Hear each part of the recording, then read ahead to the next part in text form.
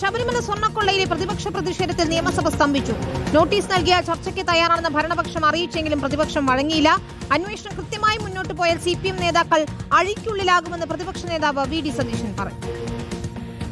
ശബരിമല സ്വർണ്ണക്കൊള്ളയിൽ മുഖ്യമന്ത്രി പ്രതിക്കൂട്ടിൽ നിർത്തുന്ന ആരോപണങ്ങൾ ഉന്നയിച്ചായിരുന്നു പ്രതിപക്ഷ പ്രതിഷേധം. നിയമസഭാ കവാടത്തിൽ നിന്നും പ്രകടനമായാണ് പ്രതിപക്ഷം എത്തിയത്. പതിവ് പോലെ ചോദ്യോത്തരവേളയുടെ തുടക്കത്തിൽ പ്രതിപക്ഷം നടുത്തളത്തിൽ പ്രതിഷേധം തുടങ്ങി. ഇപ്പോൾ തന്നെ വേണ്ട രീതിയിലുള്ള തെളിവുകൾ ശേഖരിച്ചിട്ടില്ല. ഈ പ്രതികൾ പുറത്തിറങ്ങി കഴിയുമ്പോൾ ഈ തെളിവുകൾ മുഴുവൻ നശിപ്പിക്കപ്പെടും. ശബരിമല സ്വർണ്ണ കവർച്ച എന്ന് പറയുന്നത് ഇല്ലാതായി മാഞ്ഞുപോകും.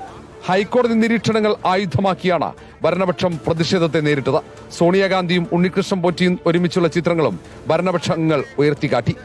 സത്യം മുഖത്ത് വന്നടിക്കുമ്പോൾ അതിനു നേരെ കണ്ണടച്ച് ഇരുട്ടാക്കാൻ ശ്രമിക്കുന്ന പ്രതിപക്ഷ നേതാവ് മനസ്സിലാക്കേണ്ടത്, പ്രതിപക്ഷ നേതാവും പ്രതിപക്ഷവും കണ്ണടച്ചാൽ അവർക്ക് മാത്രമാണ് ഇരുട്ടാവുക, ഈ ലോകത്തിനാകെ ഇരുട്ടാവില്ല എന്നതാണ്. പ്രതിപക്ഷ പ്രതിഷേധം കടുത്തതോടെ ചോദ്യോത്തരവേള വെട്ടിച്ചുരുക്കി. സഭ ഇന്നത്തേക്ക് പിരിഞ്ഞു. സഭയിലെ ചർച്ചകൾ പ്രതിപക്ഷം തടസ്സപ്പെടുത്തിയെന്നാരോപിച്ച ഭരണപക്ഷങ്ങൾ സഭാമന്ദിരത്തിൽ നിന്നും പ്രകടനമായാണ് പുറത്തേക്കിറങ്ങിയത്. ഇടവേളയ്ക്ക് ശേഷം ഇനി ഈ മാസം 23-ന് നിയമസഭ വീണ്ടും സമ്മേളിക്കും. റിപ്പോർട്ടർ, തിരുവനന്തപുരം.